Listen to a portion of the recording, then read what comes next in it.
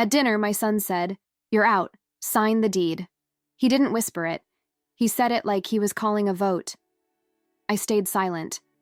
I set my fork down, folded my napkin once, and kept my face calm.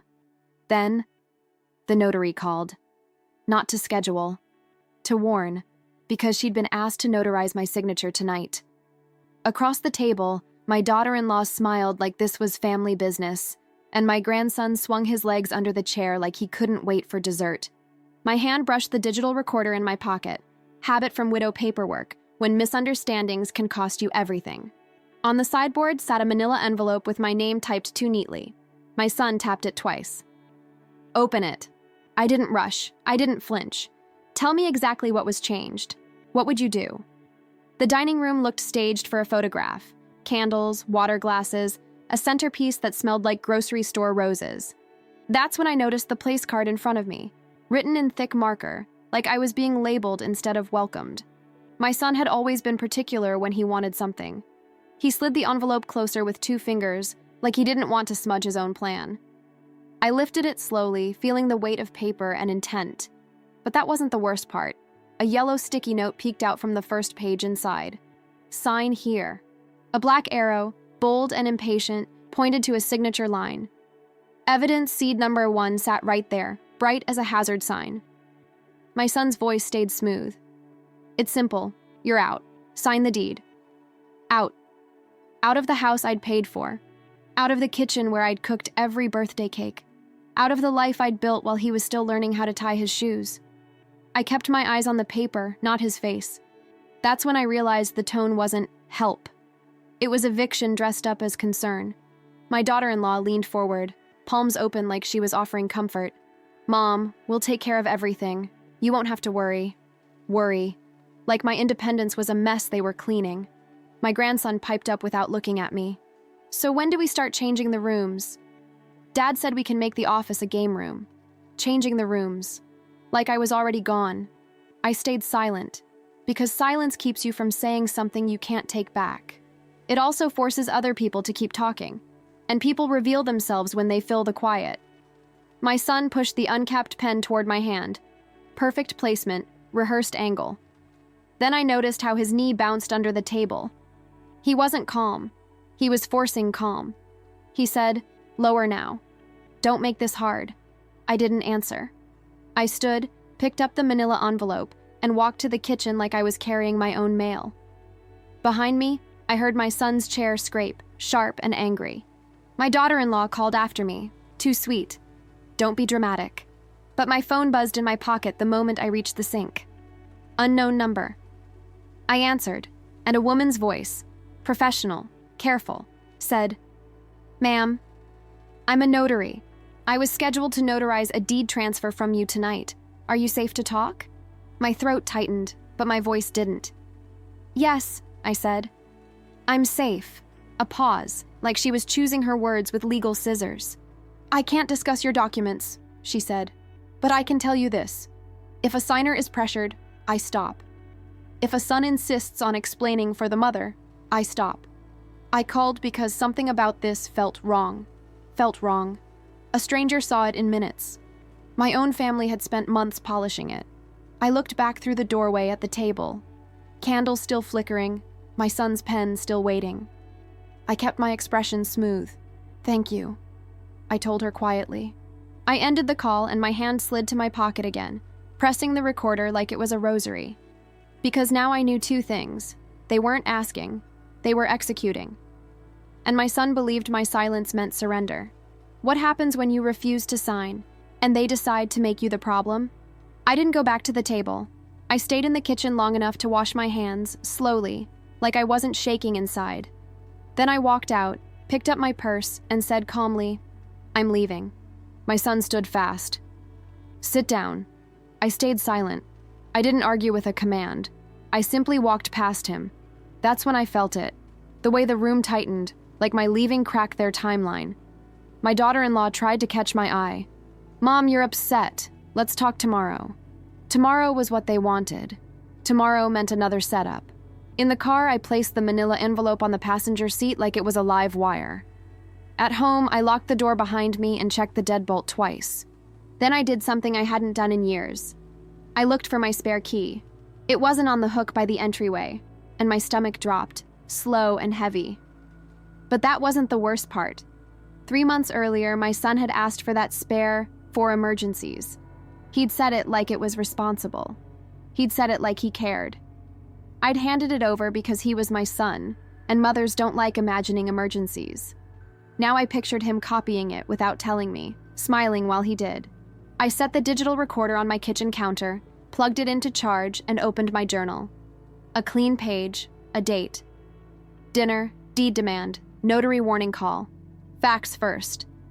Then I opened the manila envelope with both hands, careful not to tear anything, because tearing paper feels like losing control. Inside was a deed transfer packet, neatly stacked, my name typed as the grantor. The grantee? My son. No mention of my protection. No mention of my wishes. Just transfer. I flipped the pages and saw a line that made my mouth go dry. Purpose: to remove current occupant from title. Occupant. Not mother, not homeowner. Occupant. Then I noticed the sticky note again. Sign here, like a child's homework reminder. As if my rights were a checkbox. My phone buzzed. A text from my son. Don't be stubborn. This is for your safety. Safety.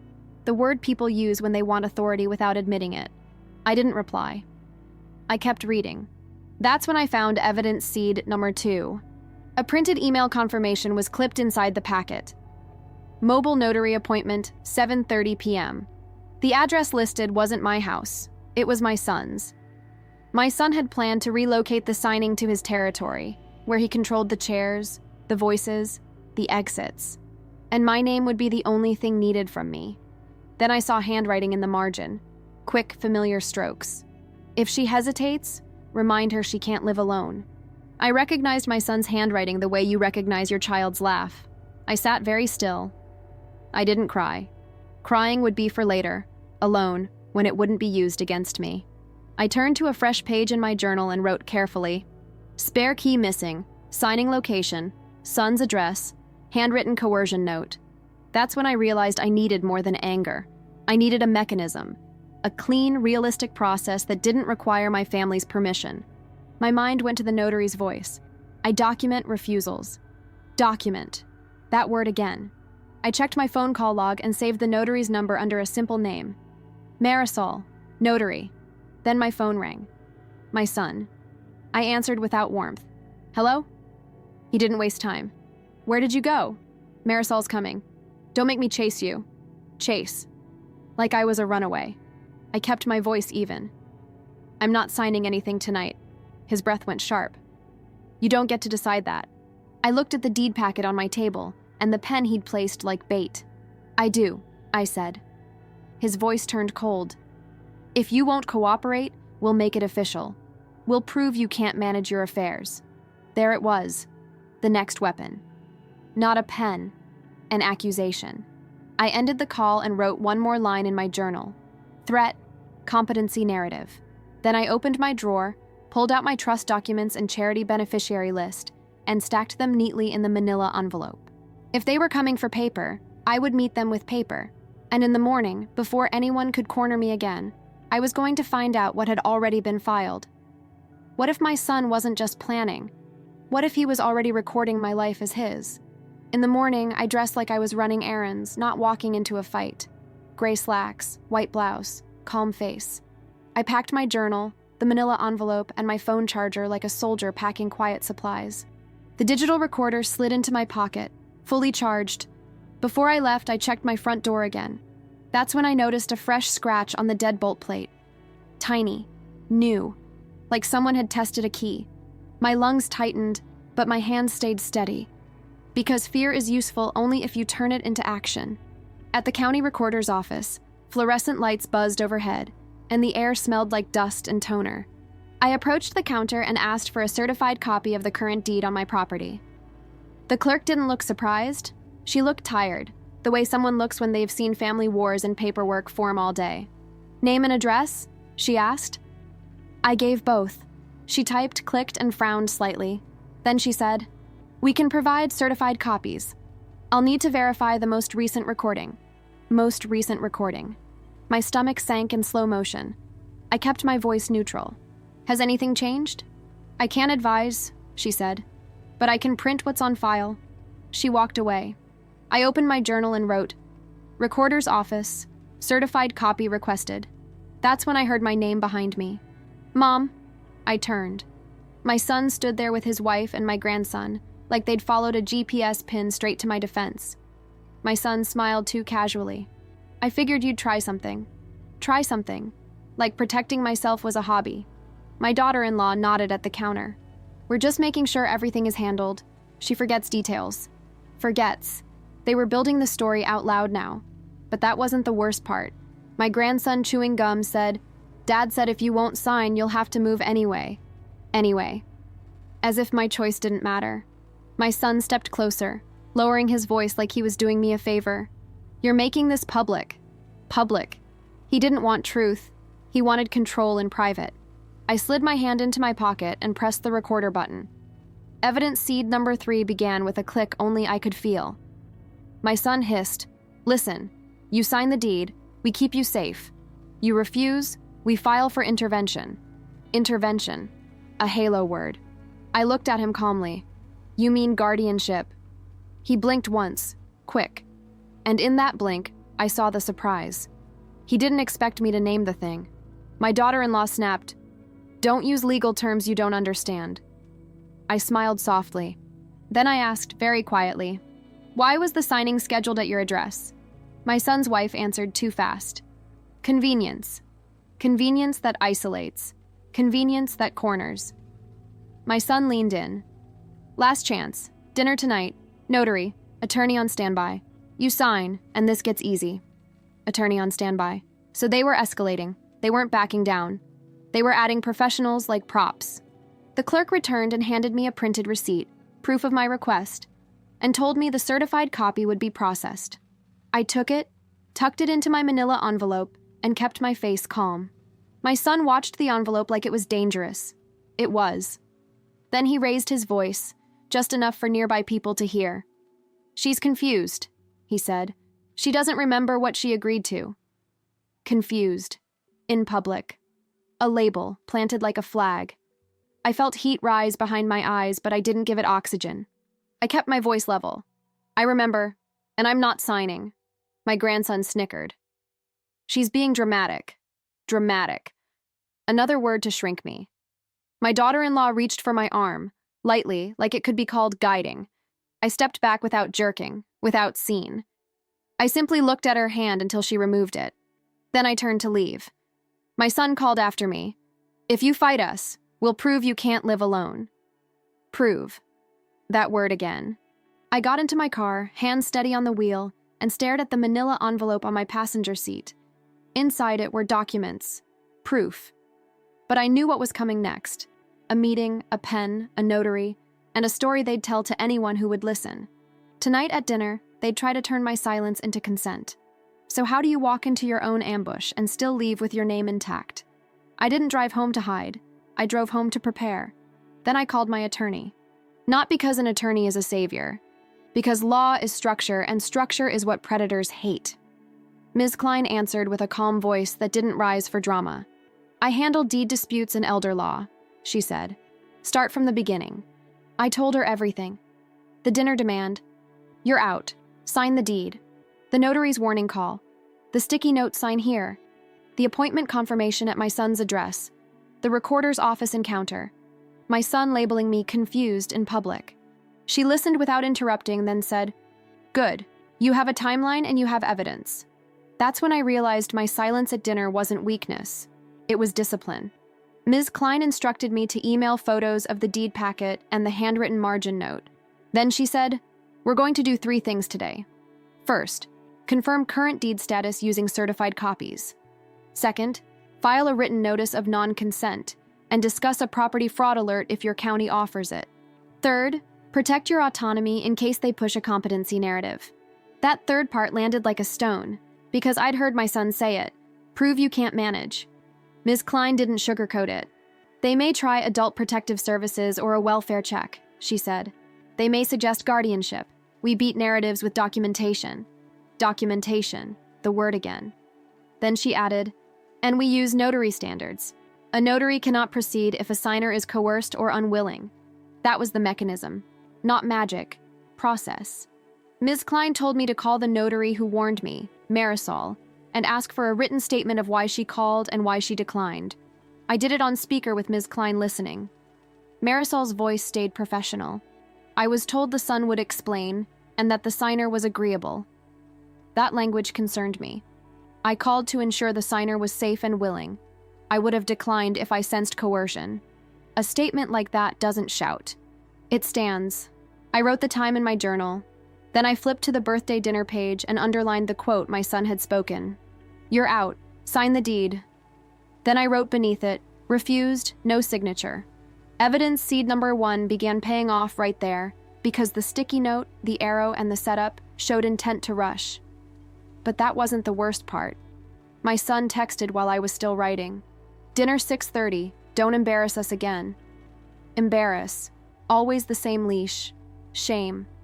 Ms. Klein's reply was blunt. "Don't go alone." I didn't have a parade of supporters. I didn't want my pain turned into a spectacle. But I did want a witness who understood paper. So I called my neighbor, Lila, a retired paralegal who'd spent decades organizing files for attorneys. One sentence, one credential, nothing dramatic. I can sit quietly and take notes. That's it. That's all I needed. I printed copies of everything and stacked them in my manila envelope. The sticky note sign here still attached. The email appointment confirmation with my son's address. The handwritten margin note about "she can't live alone." The recorder's office receipt. My trust documents and charity beneficiary list stayed in the same folder, not to threaten, but to remind myself. My estate was mine to direct. Then I checked my recorder settings. My attorney had already confirmed that recording my own interactions for documentation was permitted where I lived. No tricks. No entrapment.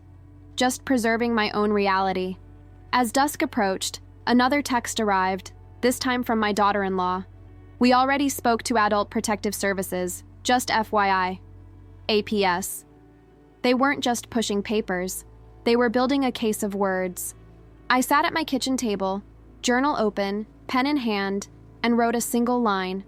If they can't take my signature, they'll try to take my credibility. Then I closed the journal and picked up my keys. Because tonight, I wasn't walking into dinner to argue.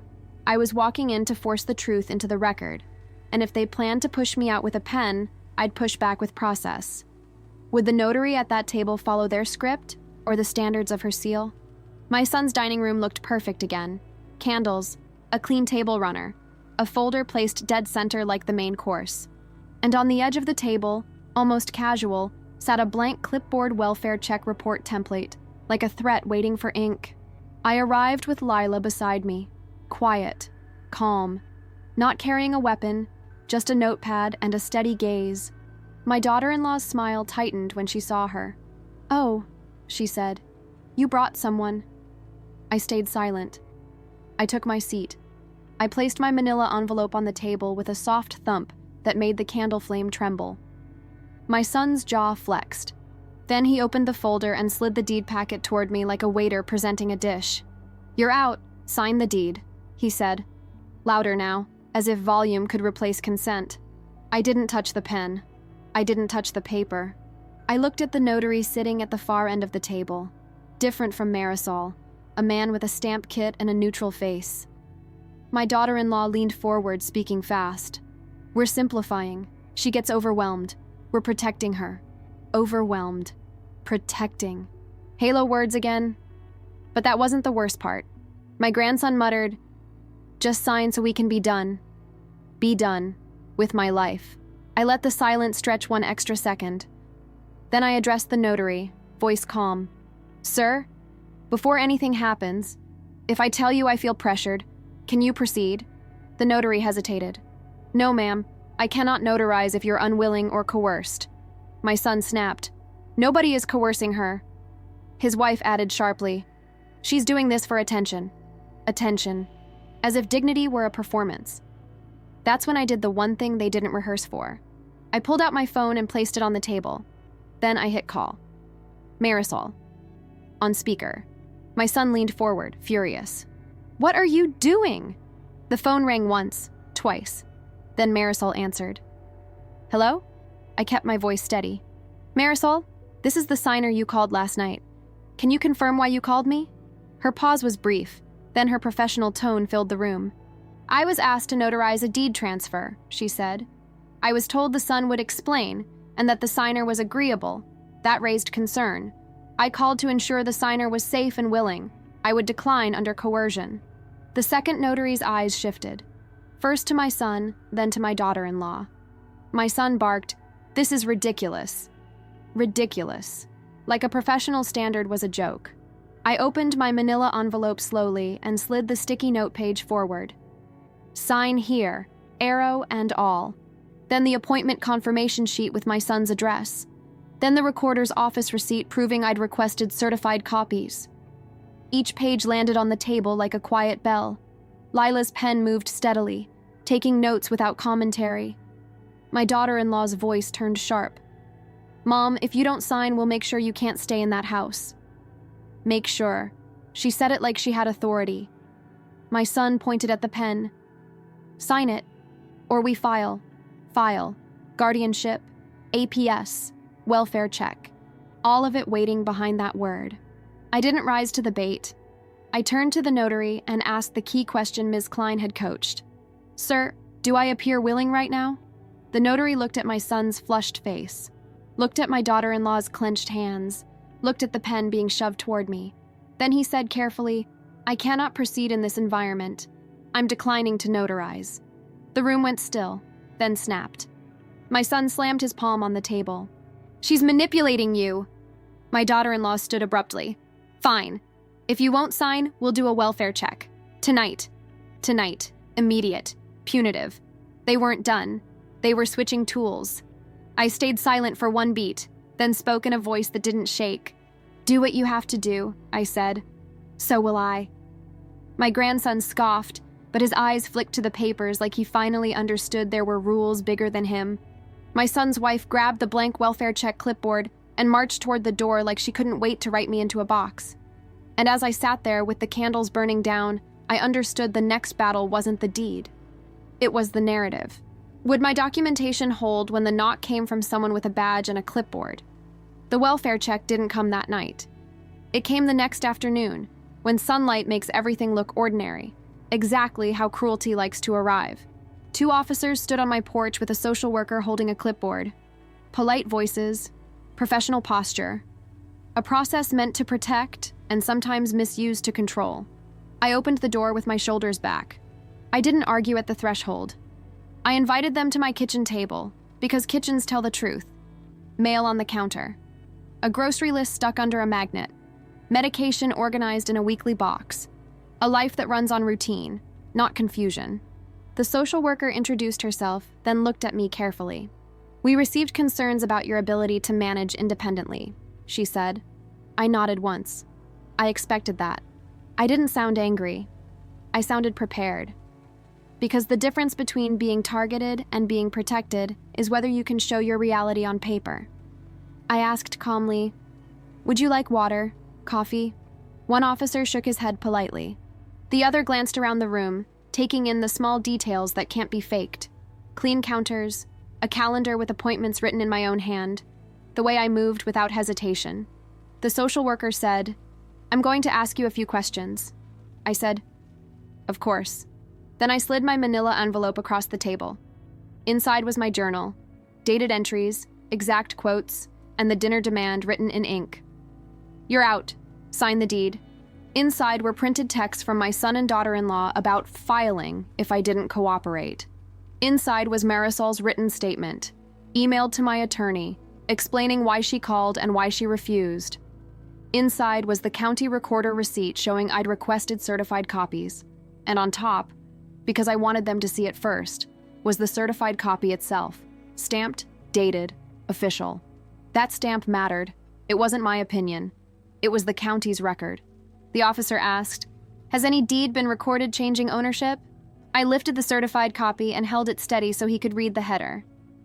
No, I said, and I am formally refusing any transfer under pressure. The social worker's eyes sharpened as she read the journal timeline. I watched her expression shift from routine check to pattern recognition. Then she asked, "Do you feel safe in your home?" I answered honestly. "From strangers, yes. From family members trying to force a property transfer, no." Family. The word doesn't excuse misconduct when the paperwork is clear. But that wasn't the worst part. My daughter-in-law appeared at the end of my driveway, loud enough for the porch to hear. "She forgets things," she called. "She can't live alone. She's confused." Confused. Again. Always that word. Like if she repeated it enough, it would become true. One officer stepped outside and spoke to her calmly. "What are your specific concerns?" he asked. "Give me examples." Specifics are where narratives die. My daughter-in-law offered feelings, not facts. She's stubborn, she said, voice sharpening. "She won't listen." Stubborn. Not unsafe, not disoriented. Stubborn. And stubborn isn't a reason to strip someone of rights. The social worker remained at my table, flipping through my documents. She paused on Marisol's statement, then on the printed appointment confirmation showing my son's address as the signing location. Her brow tightened. "Did they attempt to isolate you for signing?" she asked. I kept my voice level. "Yes, the appointment was scheduled at their house, not mine. They wanted me surrounded." She nodded, then looked up. "Have you signed anything?" "No," I said, and I told the notary I was unwilling. I didn't add drama. I didn't perform fear. I let the facts speak.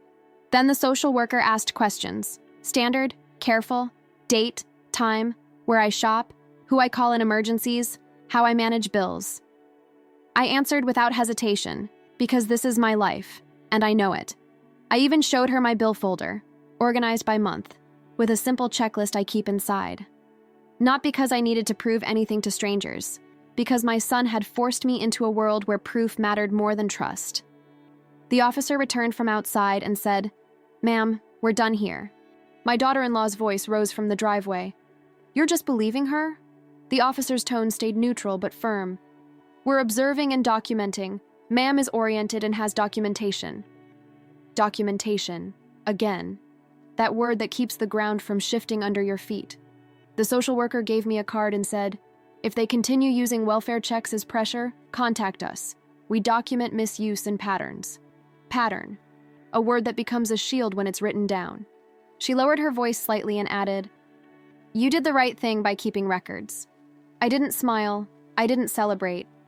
I just nodded because relief can look like weakness to the wrong people. After they left, I stood at my front window and watched my daughter-in-law march back to her car, furious, arms stiff at her sides. My grandson sat in the passenger seat staring at his phone like this was content. My son wasn't visible, but I could feel him behind it, pushing, calculating, waiting for a different angle. I didn't wave. I didn't go outside. I let them leave with nothing. Then I sat back down at my kitchen table and wrote the time in my journal. Welfare check, cleared. Documentation reviewed. No action against me. I added one more line because it mattered. Threat escalated. Narrative attack. Because that's what it was. They couldn't get my signature, so they tried to get authority to sign for me. I didn't waste the momentum. I drove straight to Ms. Klein's office. Her receptionist greeted me by name like I belonged there, which I did. Ms. Klein met me with a folder already open. "We'll formalize," she said. We filed a written notice of non-consent regarding any deed transfer attempt. We discussed property fraud monitoring options available through the recorder's office. We drafted a formal instruction letter. All further legal communication goes through counsel, not because I wanted war, because I wanted peace with boundaries. Then we handled the next layer, competency games. Ms. Klein said, "We don't wait for them to label you. We document your competency proactively." She scheduled a third-party competency evaluation with a geriatric psychiatrist. Neutral, documented. No family members arranging the appointment. No help that comes with strings. The evaluation wasn't insulting. It was clinical, thorough, and fair. Questions, memory checks, reasoning scenarios, daily living routines, financial awareness, decision-making. At one point, the doctor asked me, "Why do you think your family is doing this?" I didn't rant. I said simply, "They want my house. They want control. And they thought I'd stay quiet." The doctor nodded, made a note, and kept going. At the end, she sealed the report, stamped and dated, and handed it to my attorney's office. A seal can be quiet. A seal can also be final. Ms. Klein placed a copy in my file and said, "This makes guardianship petitions much harder for them to misuse." Harder. Not impossible. But the law works best when you respect its steps. And I was respecting every step. That same week, I called a locksmith and rekeyed every exterior door. No grand announcement, no confrontation, just action. The locksmith arrived with a small metal case, tested the old keys, and shook his head.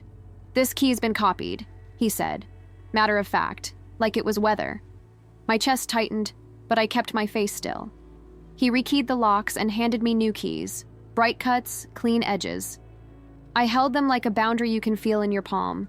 Then I took my spare key hook down entirely. No more emergency copies floating in other people's pockets. Next, I removed my son from emergency contacts.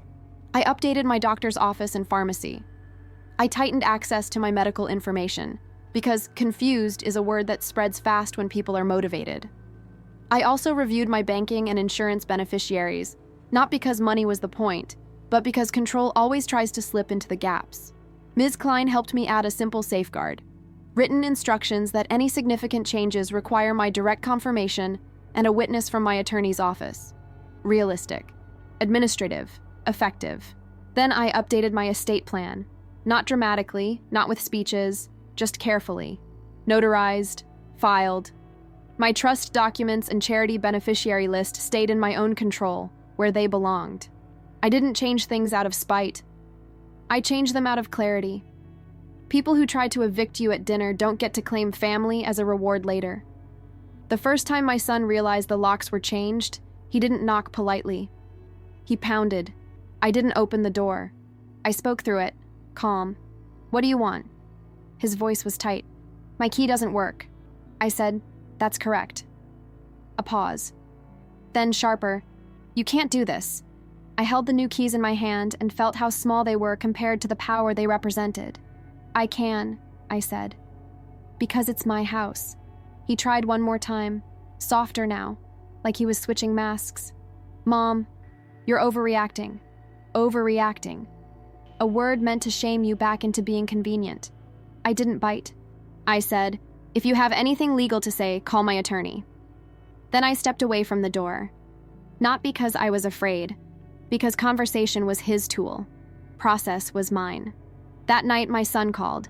His voice carried fury and wounded pride, like my refusal was a betrayal. "You humiliated us," he said. I stayed silent for one beat, the way I'd stayed silent at dinner.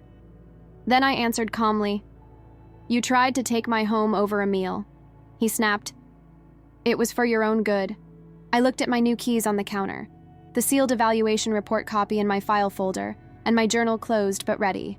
"For my own good," I repeated softly. "Then you should be relieved. I'm protected now." His breathing changed, sharp, controlled. In the background, I heard my daughter-in-law's voice, angry and urgent. "She's turning everyone against us, as if accountability was betrayal." I didn't argue with the background. I addressed the reality. "I'm not turning anyone," I said. "Your actions did that." He tried again, voice lowering. "So what now?" Now. I liked that question, because it meant he couldn't pretend nothing happened. "Now," I said, "you stop bringing papers to my table. You stop using welfare checks as punishment. And you stop speaking about me like I'm an object you can move." Silence. Longer this time. Then he said, through clenched teeth, "You'll regret this." Regret. A threat dressed as prophecy. I didn't answer with fear. I answered with policy. "If you show up again," I said, "I'll document it, and my attorney will respond." I hung up without pleading, without explaining, without apologizing for having rights. After I ended the call, I sat at my kitchen table and opened my journal to a clean line. I wrote the date. I wrote the time. Then I wrote one sentence, slow and neat. "Dignity isn't loud. It's documented." And in the silence of my own home, my home, still in my name, I felt something I hadn't felt in months. Safe, not because someone promised it. Safe, because I enforced it.